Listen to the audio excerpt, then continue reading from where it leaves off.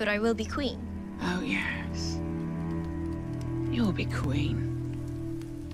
For a time. Then comes another. Younger. More beautiful. To cast you down and take all you hold dear. Hey, everybody. It's Adam from Rescue Michigan. Welcome, welcome. It's debate night. Hope you guys are as excited as I am. It's the last debate before the election, which is in just 2 weeks. Can you guys believe it? The debate is starting at 7 o'clock. We are going to be live streaming, giving some live commentary. I believe I have got a guest tonight. When I see him in the studio, I will introduce him. But in case something comes up, I will wait until that point. But in the meantime, say hello in the chat. We are live on Facebook, YouTube, and Rumble. As is our custom, we will be signing off early on YouTube. So if you are watching us on YouTube, I highly recommend switching over to our Rumble channel or our Facebook page, facebook.com/Rescue Michigan Coalition. YouTube does not like a lot of our content, especially anything relating to the elections. And even though it is absolutely fair use to live stream the debate offering transformative commentary, we don't need to deal with YouTube's frivolous copyright strike problems. So we are going to hang up the debate before it starts on YouTube, but we will still be streaming live on Facebook and on Rumble all the way through. But in the meantime, we've got some news to cover, and of course, happy to answer any questions you guys in the chat may have. We are watching the chat on all 3 channels right now. We are going to play Debate Bingo once again, so I hope you guys join in with me and give us some suggestions for the bingo board descriptions, the things that we're looking for in the debate, and as the candidates touch on them or say them, then we'll check them off, and we'll see if we get bingo. The previous few debates that we have watched, the first several that we watched for Attorney General, and I think we watched some gubernatorial debates in the Republican primary.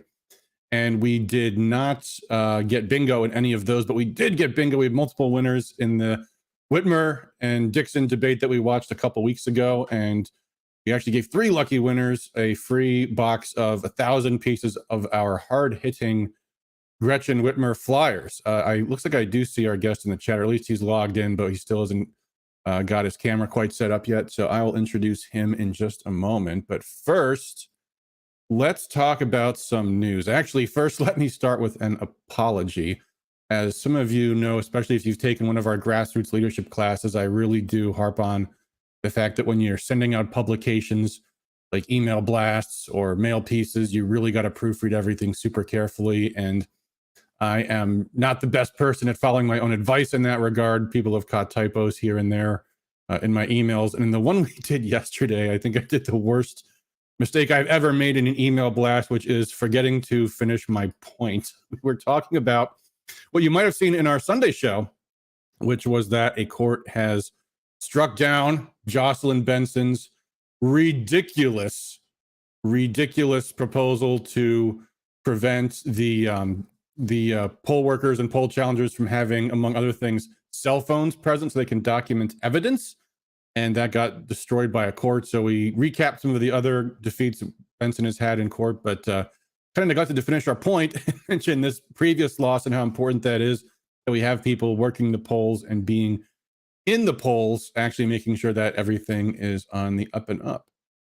Mike Veal on YouTube asks, is this the actual debate or just commentary? We will be watching the debate.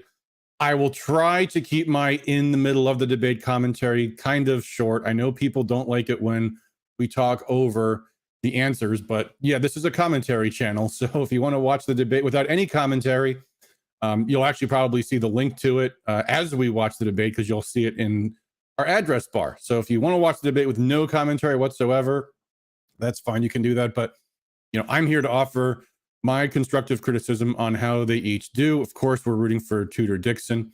At the last debate, I thought Tudor did excellently. I think the one thing that I really wished she had gotten into and did not get into was what the real contents of Proposal 3 really are. So I hope she brings that up at this one, forces the issue, forces the media to talk about that it's not just abortion on demand, but also it's got radical transgenderism in there. And if passed, it would mean that minors have a right to sexually mutilate themselves if they are so persuaded by their by people that they look up to, their peers and their teachers and influential people like that.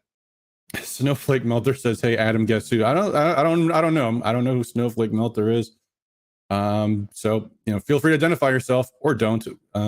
Doesn't hurt my feelings one way or the other. I also see Don Does 969 on YouTube says, "I received your mail. I was happy to contribute right away." Thank you, sir. I know who that is, but if you don't identify yourself in your YouTube handle or your Facebook handle, I'm not going to identify you without your permission.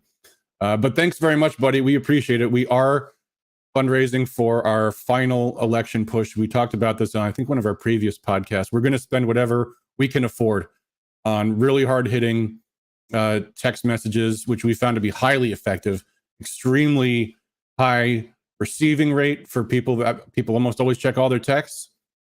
And we can target exact voters, the likeliest voters, the most likely swing voters in the most important swing districts, which is something that very few other political marketing options give you. So it's an emerging field, and we did it to great success in the primary cycle. We're going to hope to do the same thing in the general as well. So yeah, we did mail out letters to our previous donors asking for them to help out and do what they can. So thank you, sir, for your support.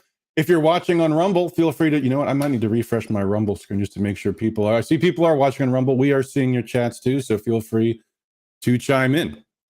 Anyway, what else do we have going on in the news today? Let me pull up this story. This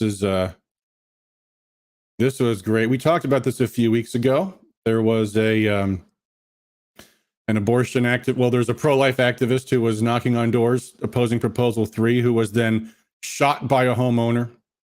And as we predicted, the shooter has now been charged. He is facing charges of felonious assault. Yep, this guy who had the brains to talk to the media after the shooting. And as he says right here, he pointed the gun at the woman using his rifle. He claims, I don't know how much I believe this story, to club away the clipboard, and then somehow that led to her being shot in the back of her shoulder. Prosecutors apparently did not believe that cover story very well, and he's facing up to 4 years in prison. Not enough, in my humble opinion, but because this is political terrorism, in my view. But as predicted, he is facing serious charges, and calling it an accident, which was at absolute best recklessness, which is not an accident at all. Prosecutors found that unavailing. And like I said, his story didn't add up whatsoever. And this is a guy who, in his interview with the local media after shooting this woman, wore a hat that said "Facts Matter," #Facts Matter, which of course is a largely Democratic hashtag. So there you go. Speaking of facts mattering, we're seeing the poll numbers are collapsing for Proposal 3.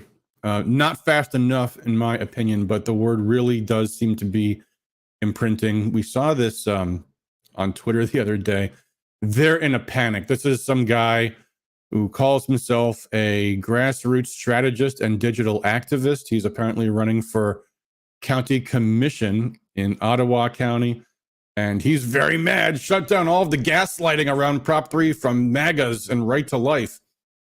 And this is, of course, in response to people pointing out the extremity of Proposal 3, not just about its extreme abortion elements, but also the extreme transgender children elements in there too. So yeah, it seems like it's really starting to imprint out there, and the left is getting really, really, really mad. We got some other good news for you folks. I know this time of year, it's really easy to doom. It's really easy to get upset about things. We had a great court victory in New York. This just came out yesterday, just posted today. New York has to reinstate all of their municipal employees that they fired for refusing to take the vaccine, and they are entitled to back pay. This is a document from the Supreme Court of New York. However, it's a little weird in New York. Their Supreme Courts are not their Supreme Court. Their Supreme Courts are what they call their lower courts.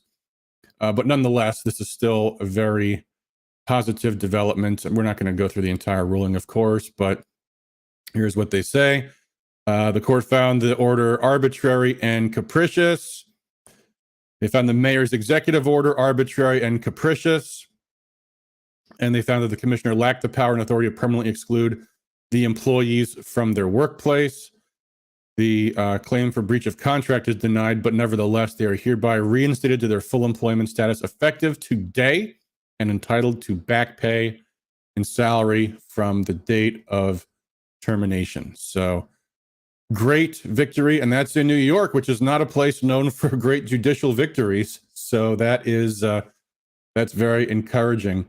Mike Veal on YouTube says, I hope I pronounced your last name right. MAGA candidates are absolutely dominating debates so far. Go Tudor. I agree. We've watched some of those, and it's been a lot of great performances from many of them. I hope it's a stellar performance from Tudor tonight. Looking forward to it. Over on Rumble, we've got some tweets. R.L. White Wolf says the force and energy is with those who are loudly and proudly America first. And MAGA and no on all three proposals. Yes, I certainly agree with that. We talked a little bit about proposal 1, 2 on Sunday's show. What I'm hearing that feels that one's likely to pass. And frankly, I think part of the reason is because we have too much else going on to make our own arguments against it. But that's the one that's effectively going to give many lawmakers longer terms in office. It's confusing and misleading. It sounds as if it's shortening term limits from 14 years to 12. But the huge majority of lawmakers never get to serve 14 years because the House is so much bigger than the Senate. So we're talking about 3-term House reps now getting 6 terms, serving 12 years instead of 6. And not every state senator wants to drop down to the state House afterwards under this proposal. If they didn't serve in the state House, they can now serve 3 full terms in the Senate instead of 2 for 12 years in total. It's all about incumbent protection. It was supported by the Chamber of Commerce. It was put there by the Chamber. They were going to spend the money to get the signatures, but the legislature did that for them for free and just put it on the ballot. But we talked more about that the other night, Sunday night. But as I also said then, with term limits, there are pluses and minuses. It's not absolutely terrible if it does pass. The bright side of that is that with the term limits configuration we have now, there's always a percentage of lawmakers who aren't worried about ever having to face the voters again. Because if you only serve 2 terms in the Senate and then you're termed out, you don't have another election unless you're running for higher office, which most of them can't. And if you think about it, that means any given time, half the state Senate is in their last term. And in the lame duck season, all of them are in their last term. They've all either just won re-election, their last re-election, or they are retiring in 2 months, and therefore they're just completely unaccountable to voters. So, but yeah, I still agree. This is really about keeping down grassroots candidates. It's about lowering turnover in the House and Senate. So I think the no vote's the better answer on Prop 1. But like I said, Prop 2 and Prop 3 are far more dangerous. And of course, there's also the candidates for governor, attorney general, secretary of state, and a lot more on the ballot. You guys I know Oakland County's got tax millages. I think a lot of counties, almost always we see a lot of tax millages. So there's judicial candidates, there's school board candidates, there's a lot. So yeah, a lot to talk about. I'm still waiting to see if my guest returns. He is not at his desk. Let me text him. I don't normally put dead air on to do this, but you know what? I want to make sure he comes on.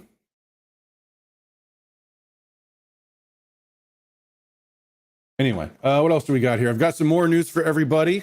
Let's see.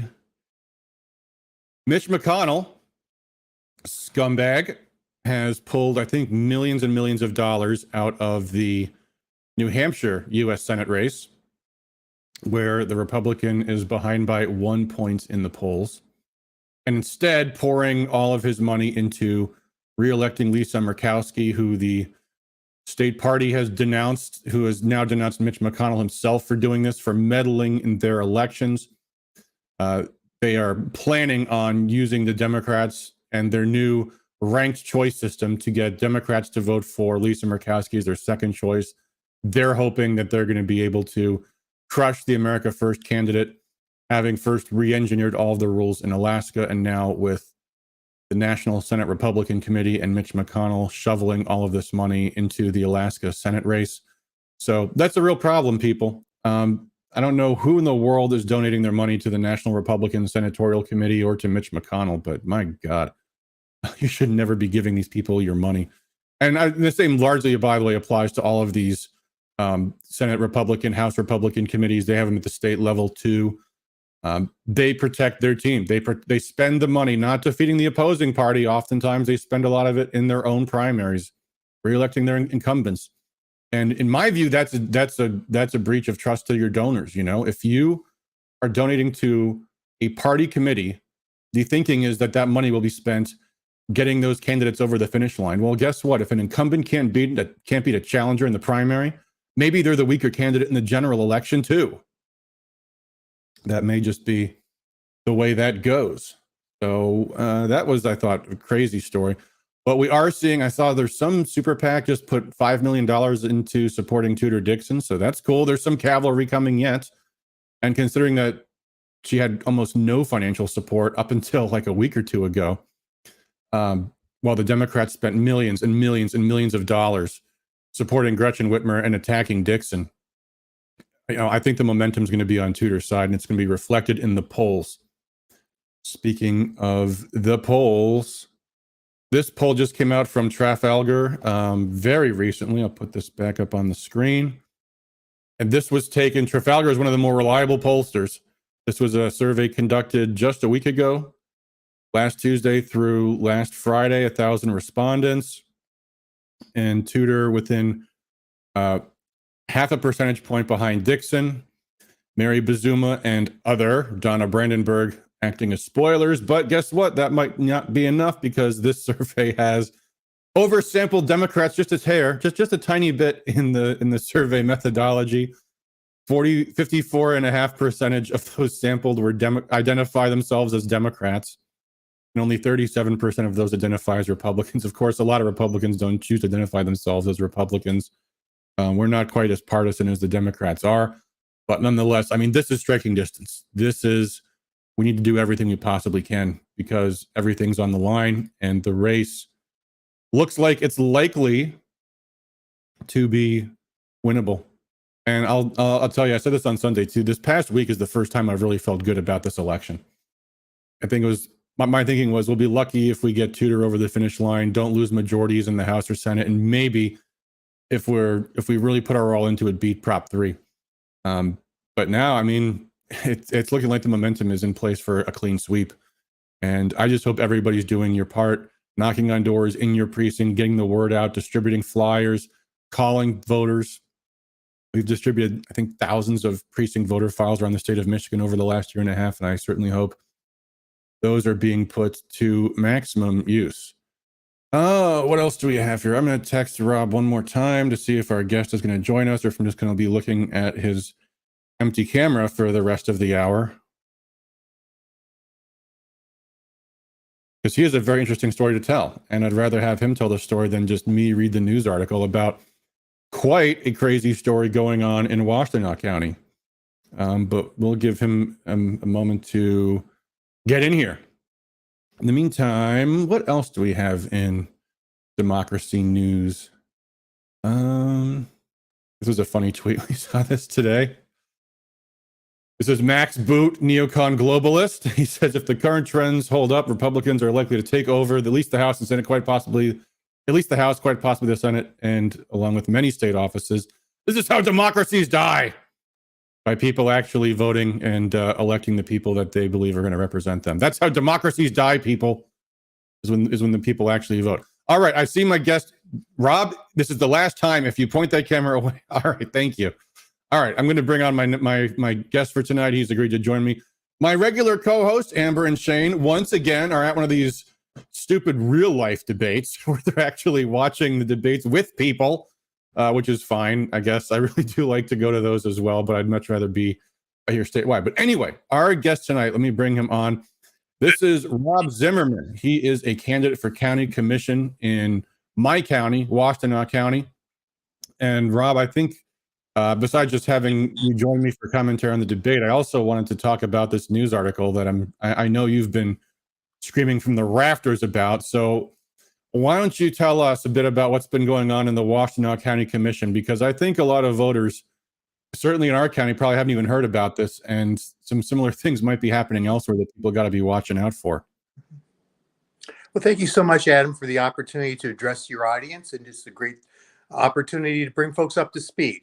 But just shy of a week ago, the Ann Arbor Independent wrote a story indicating that a group of they call themselves the Supreme Felons, and they had received a Felons. You got it. They had received a $1.2 million grant over 3 years from the Washtenaw County Commission. Digging a little bit deeper, and that I was not able to come across what I believe to be the appropriate guardrails in terms of ensuring that registered sex offenders were not going to be bringing themselves into school buildings, either under invitation or just being part of the program. Because some of these guys apparently are registered sex offenders. I got the article pulled up here so our viewers can see this. And they quote this one guy, Alan Fuqua, is a registered sex offender who was in 2003 convicted of second-degree criminal sexual conduct with a child under the age of 13. He served 17 years in prison, and now apparently is he a board member? He was one of the founders back in 2020 when the 501c3 was applied for with the state of Michigan. And according to other reporting we've seen afterwards by an interview posted on WEMU, is that this gentleman was departed from Supreme Felons in March of 2022. It sort of makes you wonder a little bit in terms of where was the vetting process? Was it like maybe if you are on parole for murder, you're not going to think about getting a background check on anybody else in your organization? And don't know if this was one where the background check was truly done indeed by Washtenaw, or if it just happened to come about a month before the proposal was put in place. So it just a little bit curious in terms of the timing of how things have come about. And I really don't expect anybody to call in and just say, here's definitively what it was, because it's why invite egg all over your face in terms of just, a little bit late to the party here. But it's just sad to think that, again, if these folks are being represented as having done good work in terms of violence prevention with working with people coming out of the prison population and back into society to working on stopping recidivism. And that's a good, noble goal. But now, why are we expanding scope and putting people that are going to, quote unquote, was in the request for proposal, or just say push into schools, both with predominantly with at-risk kids, both gals and guys. And it's just, okay, what are all sorts of the questions here that we would have here in terms of who determines who's at risk? I think that, again, if these folks are being... Rob, did I lose you there? You know, you're fine. I got a bit of an interruption. I'm realizing, by the way, folks, if you're watching on Facebook, for some reason, our Facebook comments, your chats are not showing up on my regular screen. So I am now looking through the live chats on Facebook. I'm gonna have to do that manually this time. I don't know what's going on with the streaming software. This kind of stuff happens before, but just so everyone knows, when I'm like looking from one side to the other, it's because I've got 3 screens, and one of them's got the chat on it, one of them's got my guest on it, one of them's got my news stories on it. So I keep looking back and forth. I'm not trying to be rude here. I'm just trying to keep an eye on everything. So anyway, I'm sorry, Rob, continue. Super. No, again, there's all sorts of questions that beg to be asked, and we don't know if they were asked or not, such as who's going to be deemed to be an at-risk student and who makes that determination, and just what sort of background check is going to be done of the folks that are volunteering, going to be contractors or being employees of somebody pushing into the schools. I think those are things that are sort of important. Again, I don't expect any parent would want to say, I want my kid hanging out with a registered sex offender. It's just mind-boggling. And this was, I think it was a unanimous vote. Is that right? 9-0 or something like that? That is correct. And certainly my opponent, when asked for her vote, said absolutely. Incredible. Like during the roll call, that's what she said. Absolutely. I can't wait to give our taxpayer dollars to convicted felons and sex offenders. Wow. Amazing. I can't believe this group is called Supreme Felons. That's just so amazing. And of course, one of the in the public comment, because I went to the commissioners meeting last Wednesday and just basically said we need to ban sex offenders from our programs. I can't say I didn't expect anyone to stand up and applaud, but various comments were along the lines of they're being picked on because of their name. Like any of us chose their name. Yeah. I mean, they could have picked humble felons. They could have picked reform felons. They went with supreme felons. Unreal. And of course, we know the race card was played because people don't like it when African American groups are selected to work with African Americans.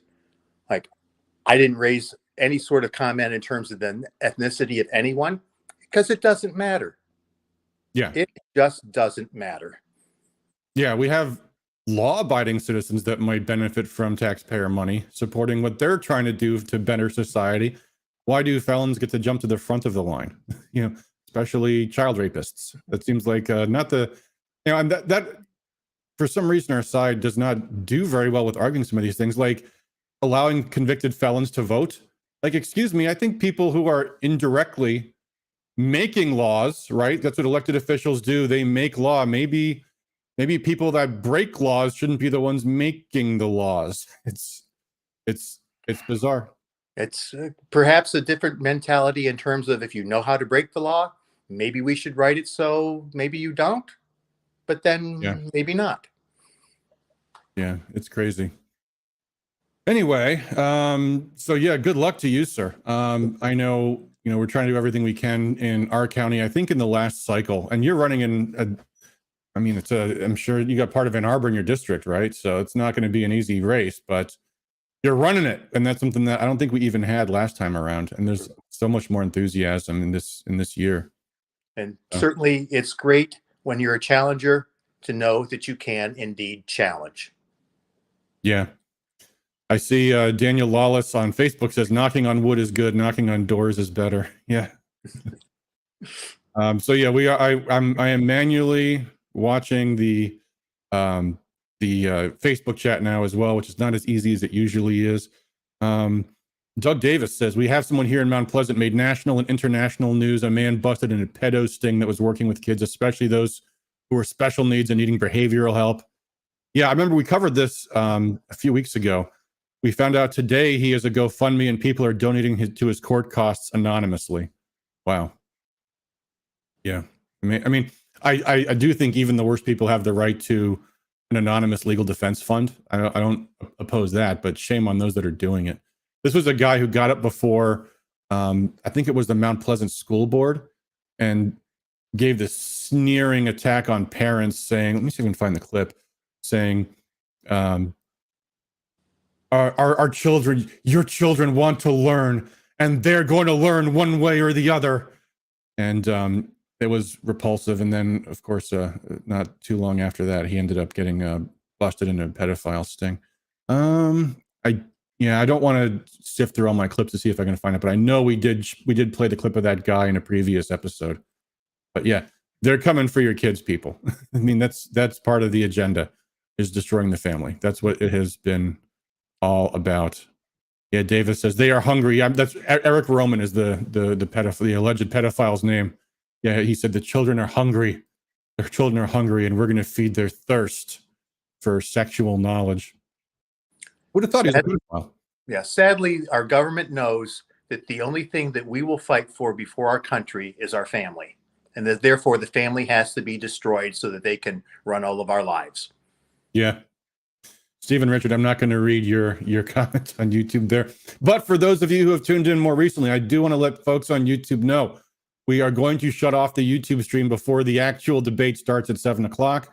YouTube is hostile to conservatives in general. It's hostile to any talk we have about elections, which we may do tonight, even before, if not during the debate. And also, even though it is absolutely protected fair use to broadcast the debate with our transformative commentary, YouTube's just not very good to get along with, and I don't need to deal with frivolous copyright claims. So if you are watching on YouTube, be sure at some point between now and 7 to switch. You can either find us on Facebook at facebook.com/Rescue Michigan Coalition or on Rumble. Easiest way there is just to search for Rescue Michigan, and you'll see we're streaming live there as well. If you're on YouTube, before you go, maybe hit that like button or share or subscribe to our channel so you get alerts if you watch YouTube, which is hard to get away from sometimes because there's so much content on there. But same for everybody else. Feel free to hit that like button, subscribe, all that good stuff that I usually forget to remind people to do. It does help us reach more people. So, what else we got in the news today? Tulsi. I think we forgot to mention this on Sunday's stream. Tulsi Gabbard this past week not only left the Democrat Party, but then started a flurry of endorsements. And in particular, a lot of the America First candidates, like I think Joe Kent was among the first, J.D. Vance, Blake Masters, and to my surprise, Tudor Dixon. You know, I thought, and this I think says a lot about Tudor too, by the way, because I don't think Tulsi Gabbard is the type to give out her endorsements willy-nilly. I don't think she's just going to endorse every Republican on the ticket this year. She only just left the Democrat Party a week ago. In fact, I just watched an interview she did with Ron Paul on her channel on Rumble. And again, I think Ron Paul is like the precursor to the America First movement. I still consider him the godfather, frankly. I think he was more loyal to his principles than even Donald Trump was. But I think Tulsi endorsing, and I've got that. Let me put it up on the screen. Yeah, Tulsi Gabbard endorsed Tudor Dixon this past week, and I think that's fantastic. And that's going to be more momentum. There's a branch of the Democrat Party, the anti-war, pro-liberty left, that Tulsi was really the leader in, that is diametrically opposed to everything that Gretchen Whitmer is. And I think bleeding away that support's going to be very, very good. So big endorsement there. What else is in the news that we've got? Joe Biden announced this week he's on board with this transgender surgeries for minors stuff.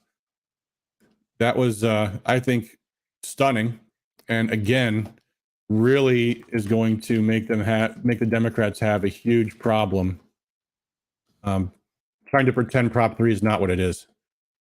You know, because now this is clearly not a fringe position the Democrats are trying to run away from. This is what is their new mainstream position. I'm trying to find the yeah, here we go. This is the article, or one of them. I'm sure there's many of them. Biden called curbs on treatment for trans children outrageous and immoral. How dare you make them wait till they're 18 before they start sexually mutilating themselves? And he says they have no right to restrict treatments like hormone blockers or sex change operations for transgender children, claiming that recent measures passed by Republican-led legislatures were based in fear. Gee, well, clearly not an unfounded fear, because otherwise, why would they be doing this? So, again, this is more arrows in your rhetorical quiver, everybody, for talking about Prop 3. And this is, I think, going to be a linchpin in this debate if Tudor Dixon goes to it, that this is what's on the table in Michigan right now. And if she brings it up, I don't think the media is going to be able to put that genie back in the bottle at all. So I think that's a pretty big litmus test for how this debate's going to go. I'm really, really, really hoping that Tudor lays into Prop 3 and Gretchen Whitmer for supporting it, because now Joe Biden's on record supporting it. Now this is a top line Democrat message. In fact, there was a fake fact check came out this week. This is from Click on Detroit, which is just reposting this alleged fact check that Dixon uses Nessel's joke about drag queens in Whitmer attack. How dare she? How dare she use Dana Nessel saying, "I want a drag queen in every classroom"? Oh, she was joking about that. And we've, of course, seen and heard the clip. I'm so tired of having prominent members of our state government create wedge issues that don't help us, that don't heal us, but divide us. And that's all they do. You know, it's not a problem for kids seeking good education. Drag queens, okay? This is Dana Nessel talking. Let me say, drag queens are not only are not hurting our kids, they make everything better. They're fun. They're entertaining. A drag queen in every school, she said, evoking more laughter from the audience. That doesn't make it false that she's saying these things. These are not okay things to joke about either. I mean, I don't know, Rob. What do you think? You got a minor problem with sex offenders, a minor problem with sex offenders, or would you think joking about putting drag queens in classrooms is appropriate? Because that to me seems a little. Well, it just seems like between Whitmer and Nessel, whenever they really get caught stepping in it, so to speak, they say it's a joke. Like Whitmer's husband trying to get priority at Torch Lake to float the boat. And now Nessel gets a few gags that are a bit out of taste. Let's put it out there that way. That's a joke as well. Yeah. So it's just sad to see that the only way that they can walk back a comment rather than saying, oops, yeah, not the best thing to say at that point in time, is to just, or at all, that they've got to just choose this method of deflection. We all know that when you see a D after someone's name, it doesn't always mean Democrat. Sometimes it means deflection. Sometimes it means denial. Sometimes it means defensiveness. A whole lot of alliteratives there that can be used for what we see in responses. Yeah. Well, the one thing about this, and this is why I think this issue is such a winning issue for us too, is they can't stop repeating these attacks as we make them. And we saw that in this article. We see that in this left-winger's tweet. I mean, this guy's actually doing better than the other one did, because all he says is shut down all the gaslighting about this. But it's the hardest thing for people in general, campaigns especially, when you're being attacked, to not just keep repeating the attacks. And the more that Republicans are pointing out, these Democrats are all on board with this radical transgender stuff, as they keep coming back and saying, no, some of them don't even deny it. Joe Biden's not denying it. So you keep bringing up, Joe Biden is now on board saying it's a terrible thing that children can't mutilate themselves without their parents' consent. Well, what's a Democrat going to do? Disavow Joe Biden? Good. It's a win-win for us either way. Either they disavow Joe Biden and highlight his extremism, or they accept it and embrace it and then underscore their support for this stuff. And this is not the position that any Democrats want to be in. And that's why we got to keep putting them in these positions. So, and our friend Grandpa Joe, doesn't he seem to like to shower with his 13-year-old daughter? Oh yeah. Yeah.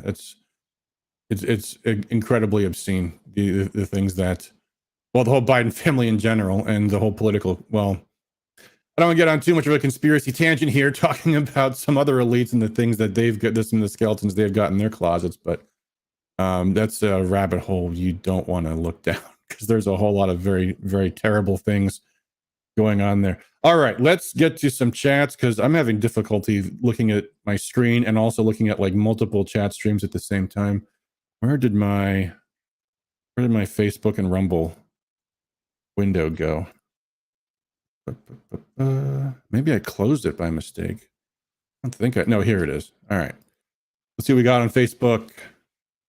Patty P says Tulsi will be in town this weekend. I heard about this. That's amazing. If you can, if you know the when and where, let me know. I'll read it on the air and I'll post it too. I heard there was talk about having her come to do an event in Oakland County, and that'd be fantastic. That would be outstanding, especially since I know in Oakland County in particular, the main Republican voters they've lost in the last couple of cycles have been the suburban women types, the kind that will relate, I think, very much to Tulsi Gabbard. And in an interview with Ron Paul, she was talking about the radical transgender stuff too, and how crazy that stuff is. What else we got here? Let me check Rumble. R.L. White Wolf says fake polls, fake fact checkers, fake kidnappings. Liberalism is a mental disorder.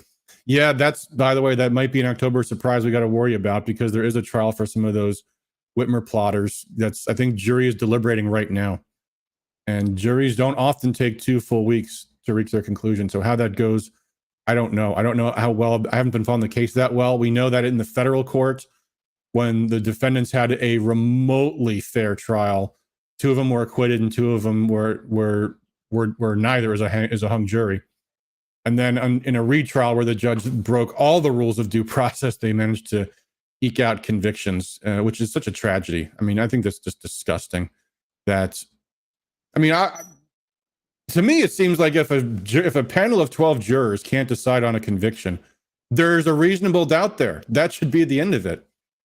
I don't know why it's not a standard jury instruction that if your fellow jurors find a defendant to be not guilty, you have to find their doubts to be unreasonable to not swing in favor of a not guilty verdict. But of course, that's fantasy land. That's not the way our courts actually work. But yeah, B-Grav also on Rumble says, really hoping Tudor brings up the fake kidnapping with the corrupt FBI. That's a tough one. I would say that has to be handled very delicately, because what I just said about those cases, it's hard to get out in a 30-second rebuttal. And if you're not willing to challenge the judge, challenge the court, then that's biting off a lot. That might be too much to chew. So I don't know. We'll see how that's handled. Maybe we'll put that on the bingo board. We'll talk about that in a second, because we got to do our bingo board soon. The debate starting in 20 minutes. It's me again. Sai says Dixon needs to say no on all proposals. I hope she does. I don't know. I doubt she'll weigh on Prop 1. If she weighs in on Prop 3, I'll be happy. If she weighs in on Prop 2 as well, I'll be thrilled. But we'll see. RL White Wolf on Rumble. By the way, we're streaming in 3 different places right now, folks. If you're wondering why you don't see some of these chats, it's because I'm reading them from multiple sources. He says fake polls, fake. No, I already read that one. Also says some judges running for election in Wayne County proudly advertising that felons can vote. Yeah. I mean, it's embarrassing, but that's Wayne County for you. It's interesting though, because I think, if I'm not mistaken, Oakland County and Macomb County have the same media market as Wayne County does. So they're telling everybody, yeah, felons can vote. Felons can vote. And boy, I hope if Republicans have a sweep in November, they do something about that. Because I don't think felons should be allowed to vote. I think once you're convicted of breaking the law, you kind of don't have the right to decide who gets to make laws for you anymore. And you might think that's a radical position. I think that's a highly defensible position. But anyway, all right. So with that, let's get to work on our bingo boards. The way this works is where's my bingo board maker? Here we go. We're going to put terms that we expect are going to come up in the debate on the board. Last time our free space was abortion, because we knew that was going to come up. And of course, it was the very first question asked. Folks in the chats, we are watching all of them. If you have any suggestions for the bingo board, put them in chat. And what will happen then, once the board is done, is everyone can generate their own random bingo card. And the first person to get bingo will get a free box of 1,000 pieces of hard-hitting literature against Gretchen Whitmer, exposing all of the worst things that she's done in her 4 miserable years of I almost said service, and then I went to say tyranny, and then I got hung up on my sentence there. So let me tell you what. Let me move my Facebook and Rumble chat over so I can see those.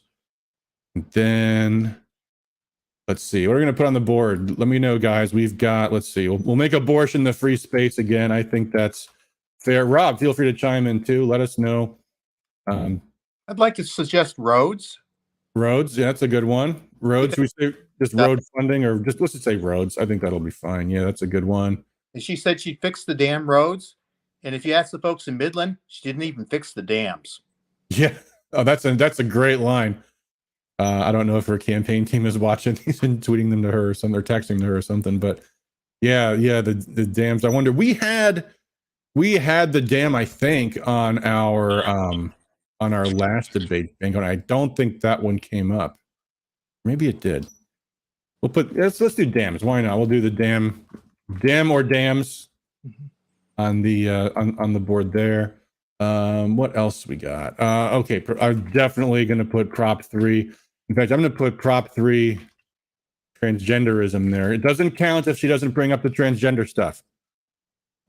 But it does if Dixon or the moderators or anybody else, if they bring up the transgender stuff, then that, and I am praying that one gets checked off early and often.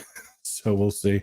Should we do Prop 2, or should we say election fraud in general? Or we'll do Prop 2 for one, and we'll do another one for November 2020 election.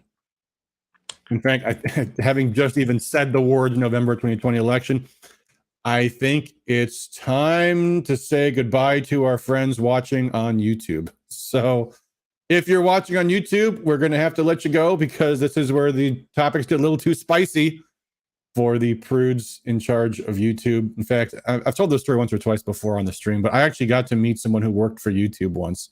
I was out in San Francisco visiting my family, and boy, he was a snowflake. I just literally was visiting San Francisco to see the city, stopped at a pub, had a beer, and started chatting with the guy sitting next to me. And I knew he was a liberal, so I was being very polite, very delicate, not talking about Trump. I think we were debating gun rights. And again, I was not being like a hardcore debater, just pleasantly like, well, don't you think people have the right to defend their homes and da-da-da? And he just got up and stormed out of the bar.